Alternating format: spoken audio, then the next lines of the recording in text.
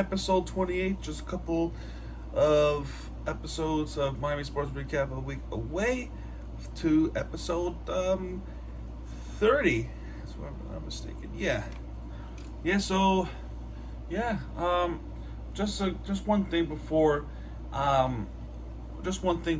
we get to this recap. I know I look pretty exhausted, but these past few days has been crazy, and rightfully so. That because starting new jobs tomorrow, which is not going to affect anything for the rest of the day, but for the morning time, it's going to be a little bit of a challenge. So what this means is there might be some times where I'm gonna have to miss a game if there ever be a time where a Miami team is gonna be at the West Coast. So if it's on the weekends, it's no issue. But if it's on a weekday, it's probably an issue because it's an early shift.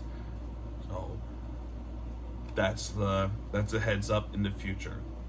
I'm gonna try my very best to do so, but regarding that, I gotta do my thing and earn the money. But with that being said, with that update out of the way, let us actually get on this right away. This week for baseball has been unbelievably awful. And the two games that happened, they weren't fooling me. It has been a rough Marlins week. Probably one of the worst I've seen since May. We didn't win the series against the Pittsburgh Pirates. It is a winnable series. And while chasing after a wild card spot, we got swept today by the Philadelphia Phillies. Two Pennsylvania teams in the week. We couldn't win. We just could not win a series, let alone sweeping, because we wanted a sweep. We didn't want to get swept, but we got swept. And if you want my honest opinion, only because they have 2 wins, they don't even deserve winner of the week. They don't deserve it at all. In this game, Trevor Rogers' struggles continues. He should go back to the minors, or we trade him away. He cannot pitch this season at all. He is 4-8. 4-8. That's more times the pitches and more times the games, and he's given up. Trevor Rogers is struggling badly. Awful. His ERA in the last 7 days is 3.38. So, let's see here. Let's look in this game log. 5.42 against the Pirates. 5.57 against the Angels. The only game really stands out is against the Nationals, which was 5.56. So it's inconsistent. It increases and it decreases. And then this was the case where it increases. The numbers are not good. So in total, Trevor Rogers has 5.46 ERA in this season alone. He gave up a single, which gives up 2 runs, which is by Castillo in the Pirates. This is a Monday game now I'm talking about. Newman doubled to center, which is 3-0. Garcia with trying to make some spark, but Marisnik homered to left, which is a 5-1 blow against the Pirates.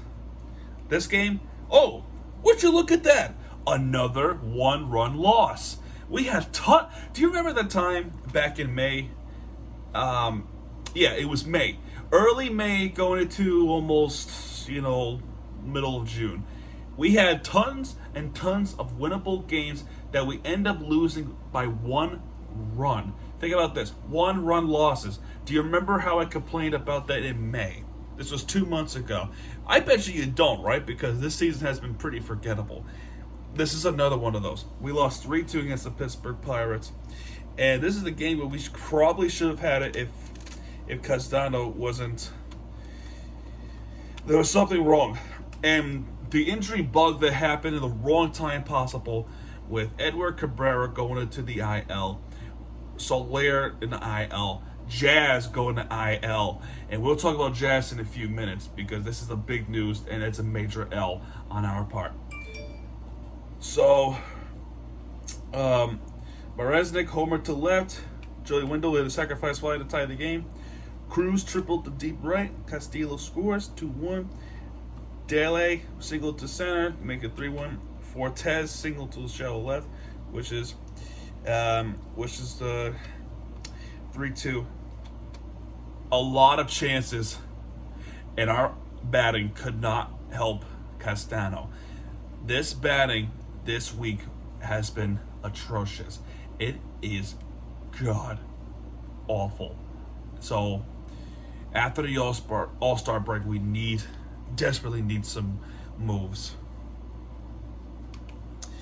It is a frustration just boils over, and we've had enough of this. Now, in this game, I would say this, we have had some hope. Pablo Lopez was pitching. He only gave up 1 run, which is Gamel. But Avisar Garcia was singled to right center, which is to take the lead in the 8th inning. But, what was it? But Tanner Scott blows the save, and we had to go to extra innings. And in the 10th inning, I thought for sure this game was over because Volchevich grounded to second, which allows Sawinski to score, and then Hayes singled to center, which allowed Delay to score. But at the bottom, with Bailey Hamilton on bases, with the fastest player in the majors, Birdie singled to right. He's a hot hitter, John Birdie. Jesus Aguilar was able to single to center.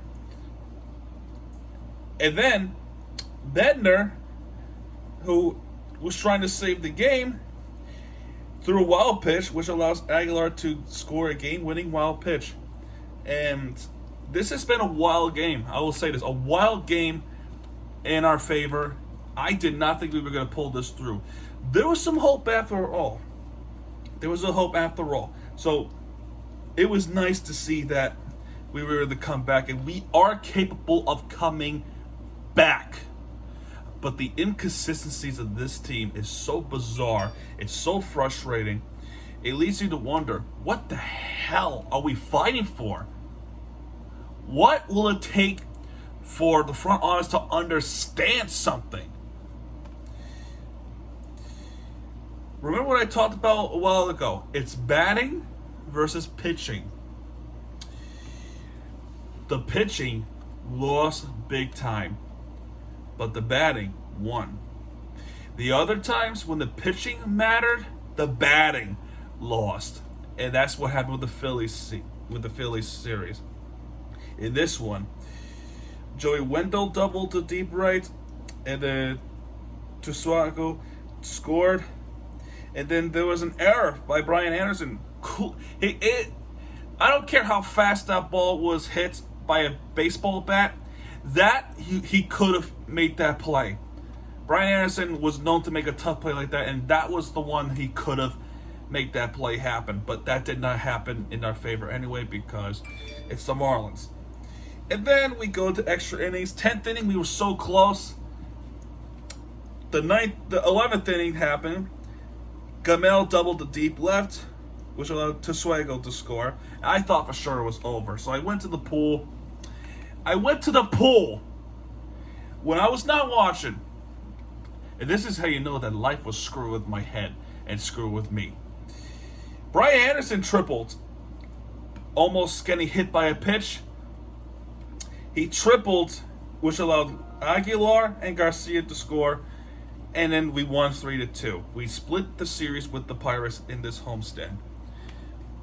Are you kidding me? Okay, I love the dub. I love it. We should take any dub possible. Before the Philly series, we were 4 games away of the wild card spot. 4. And I'll tell you more about it after this Philly series. Sandy Alcantara is pitching this game. Yes, sir. So, where's the batting? De La Cruz hit a sacrifice fly. And we need to know that this was the only run scored by a Marlins this series. Brian De La Cruz sacrifice fly. The only run in this Phillies series. Only one. Because the rest has been all Philadelphia. Hall doubled the deep left, Hoskins scored. And Realmuto, the former Marlin, doubled. 2-1. Alcantara pitched 8 innings with 12 strikeouts, 2 away of his career high. Where is the offense? Where is the offense? The pitching battle won, but the batting clearly lost. This is the game we should have won behind Alcantara. Our batting was a big disappointment. It was a major disappointment, and we could have won this game, but our battings never showed up. Hernandez came back, and he was better than the rest of the batting. This is sad. It was sad.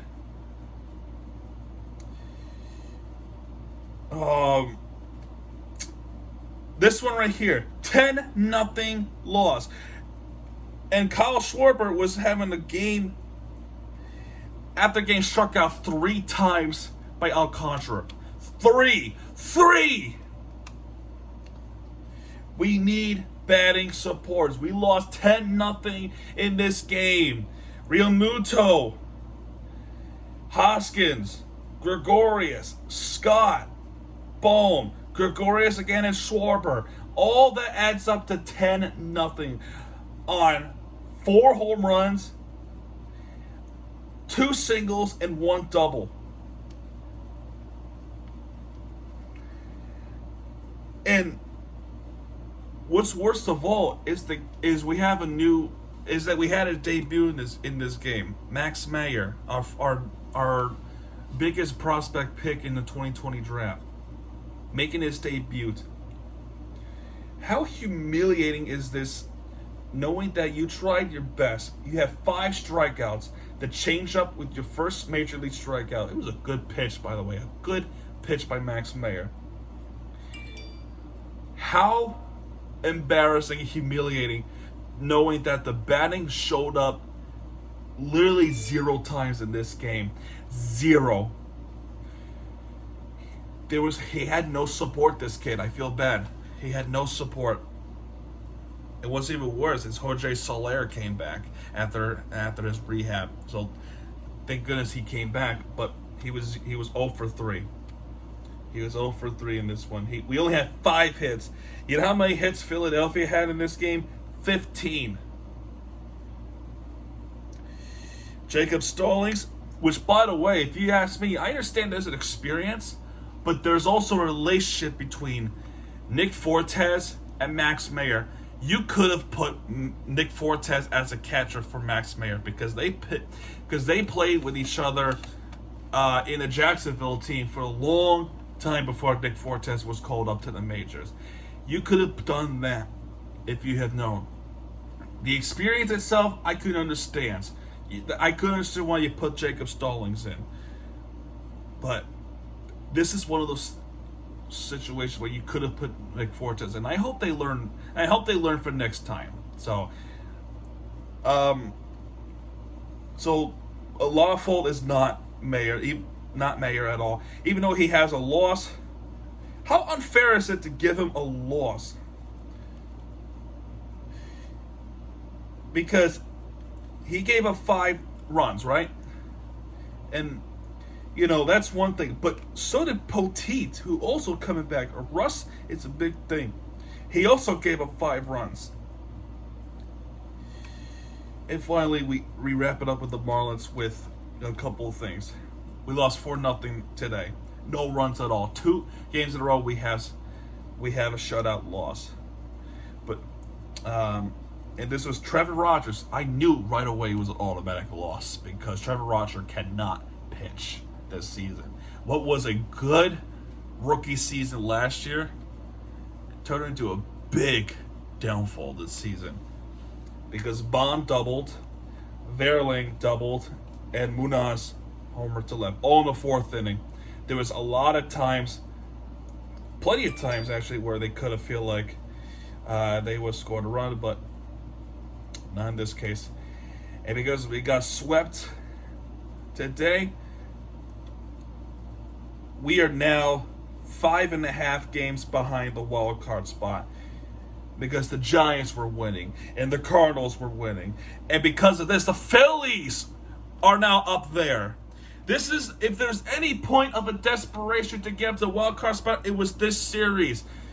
But everything that we wanted came in a complete reverse. We got swept by the Phillies, and now they're in the good position of a wild card spot. They are. And now we have to have a miracle. The Rockies are 6.5 games behind. We're getting chased by Colorado. They're probably happy that we got swept by the Phillies. But the only reason why they're not ahead of us because they have lost today against the Pirates. As we are talking right now in this recap, we have a breaking news from the MLB draft that the Marlins select Jacob Berry. He is a third base and outfielder from Louisiana State University. It is a big pick for the Miami Marlins. We needed more offense now than ever. We also have another breaking news that happened a couple of days ago when Garrett Cooper was assigned into a All-Star, filling in for Bryce Harper. This happened. Jazz Chisholm Jr. cannot recover enough in time to play in the All-Star game in a couple of days. He is not playing. So that is a major L. Big L. It is a shameful too, because I was really excited to watch him play in the All-Star. But we have Garrett Cooper and Alcantara. This is a sad season. The first half of the season comes to a close. It is sad. It is really sad to watch. NBA Summer League, no, has not been a good week at all. Because let's see, we lost Tuesday, we lost Wednesday, and we lost Friday. And we lost Saturday. Oh no, actually we won that game. But regardless, we are not making it to the NBA Summer League playoffs. So that's enough for the NBA Summer League. It's been a pretty embarrassing week, I would say. Let's talk a little bit about the Florida Panthers. The Florida Panthers actually made some signings, if you will. I'm trying to get there as quickly as possible. So, we got the Stahl brothers for the Florida Panthers. One of them is from the Rangers, and the other one is, I think, from Columbus. I'm not sure. But here we go. We got Mark Stahl from Detroit Red Wings coming to Florida. We have signed a 1-year contract. We also signed a goaltender, Alex Leon, 1-year, 2-way contract from the Carolina Hurricanes. We also signed Rudolph Belgers, a forward from the San Jose Sharks, not Saint. And I think that's all the updates. Yeah, that's all the. No, there's one more. We have agreed to terms with Jerry Mayhem with the 1-year, 2-way contract. He's from the Philadelphia Flyers. And that is all the free agency that's happened for the Florida Panthers. And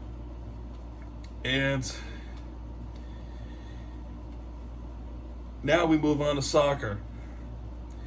I was contemplating on picking Miami FC or Inter Miami as winner of the week, but something happened in the historic way for the Inter Miami that I did put them as winner of the week, and I hope you understand why. So Miami FC, we had a 1-0 win. Romeo Parks in Miami, Florida, against Charleston Battery. The one goal ultimately ended the game. Charleston with much more possession than compared to Miami FC has, with 64%. However, when Miami FC does have when they do have the possession of the ball, they would shoot more, but 3 of them were on target, and 1 of them was a goal. So 12 shots, but 3 of them were on target. So that is a big thing over the possession wise. And we have played against Orange County, which is not too many times that Miami SC go to the West Coast, but Orange County SC, it is a Santa Ana and Anaheim region. It's Orange County. It's right in the southeast of Los Angeles County. So pretty much it's a driving distance between this game, this park, and Disneyland, if you say the will. But in this game, we had some good chances, but ultimately at the end of the game, no one was able to score. As I would think, Orange County was actually a better team in this one because they had 61% of the possession. They actually shot more than we have, when we had 8 shots and 2 of them were on target. Orange County actually had 10 shots and 3 of them were on target. But the reason why none of them goals were happening because good goalie saves and very close chances. And as well as the other game too in Charleston. They were close chances, but good saves, and the shots were just wide. You can ultimately say the shade and the sunlight was actually a factor, and I would agree with you on that. So next game is against Loudoun. This is a tough game. This is actually a tough one. We barely even win against Loudoun on the road, as you say the least. Don't let the standings fool you when they're in 12th and we're in 7th, because anything could happen. And after that, we go to New Mexico in Albuquerque. So that is a West Coast. It's kind of a West Coast thing, although it is on the weekend, so I shouldn't have a problem with watching the game. Damn. And finally, winner of the week, Inter Miami. After an incredibly frustrating loss last week against Orlando City, we're going to play against Philadelphia Union, who has beaten us in this game. So before the game, there was actually a transfer update. And a transfer update is this. Leon Carranza, a former Inter Miami player who was on loan for Philadelphia. So, we loaned Philadelphia Julia Carranza. And because of this recent hat tricks that happened, Philadelphia bought him out. He bought out Julian Carranza for $500,000 in allocation money to Inter Miami. And as a result of it, he was able to play against us. So it is a complicated rule in the MLS.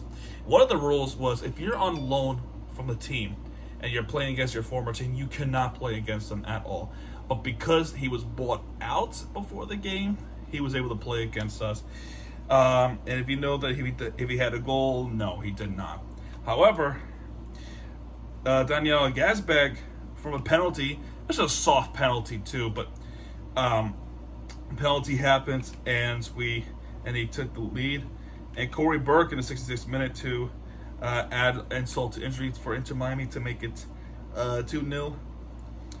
Which is, I already knew right away we were going to lose this game. Philadelphia is a good team, and there was some hopes after all. There was some hope because Gonzalo Higuain starting to score some goals again in the 82nd minute. This goal meant a lot to him. His celebration was rather roaring than anything else, even though we're losing the game, which is pretty surprising.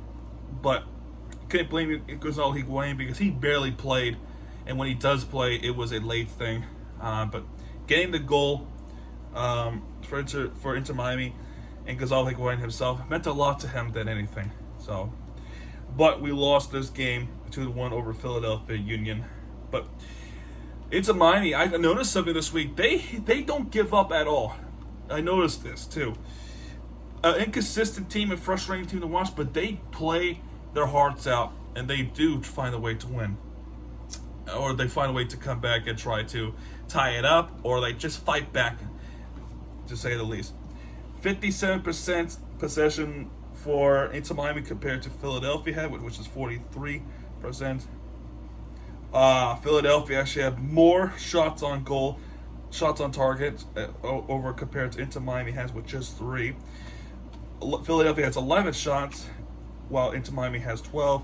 But again, Philadelphia has 5 shots on goal compared to Inter Miami, the 3.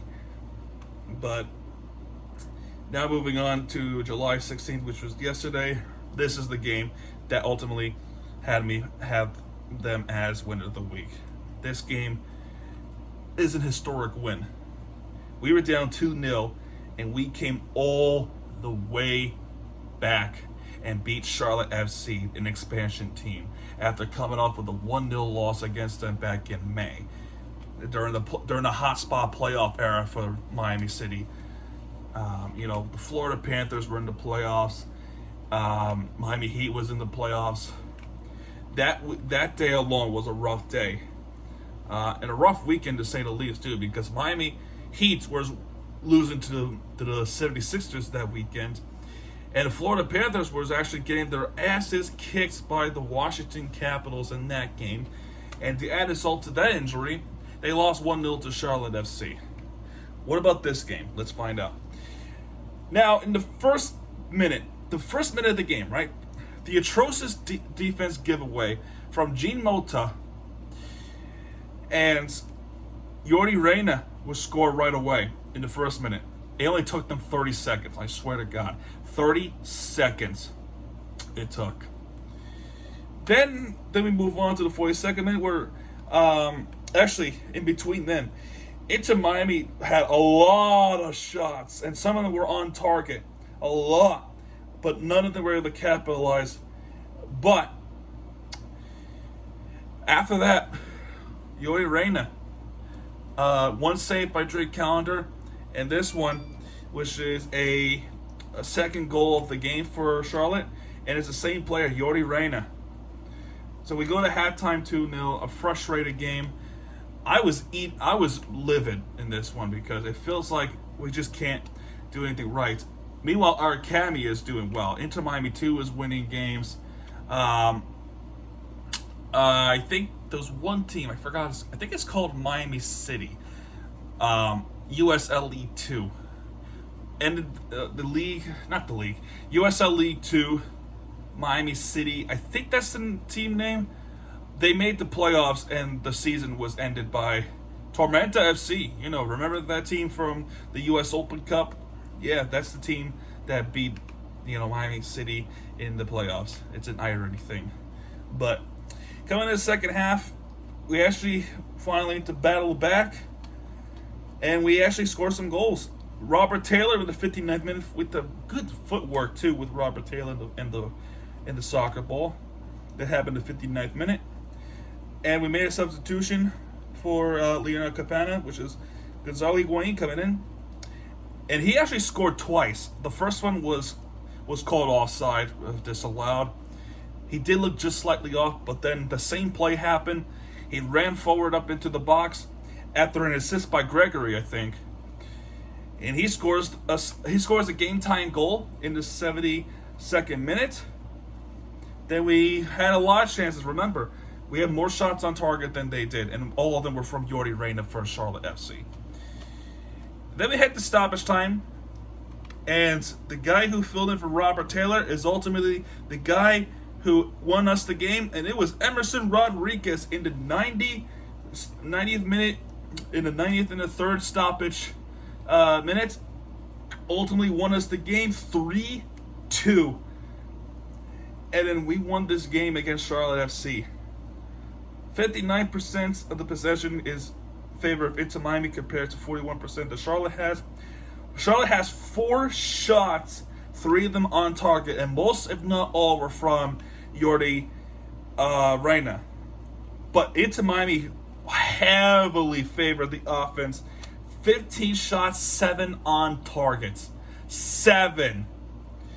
Inter Miami deserved to win this game, and thankfully they did, as they beat Charlotte FC 3-2 in the historic comeback. And now we have a big game coming up. And I don't care what people say, what Phil Neville said, that it's going to be a big game on Tuesday. It is a big game because we're playing against Barcelona. And it's a friendly game, sure. But wouldn't it be nice to win against a historic club? What do you know that Spain took over Florida back in the very historic days, in the 1700s, in the early 1800s, in 1826 or somewhat? The Spanish gave Florida to the United States. It's just a weird history lesson, so disregard what I said. But we play against Barcelona on Tuesday, so it's going to be a short rest. And Friday the 23rd, we play against my current local team, New York City FC, defending champions of the MLS.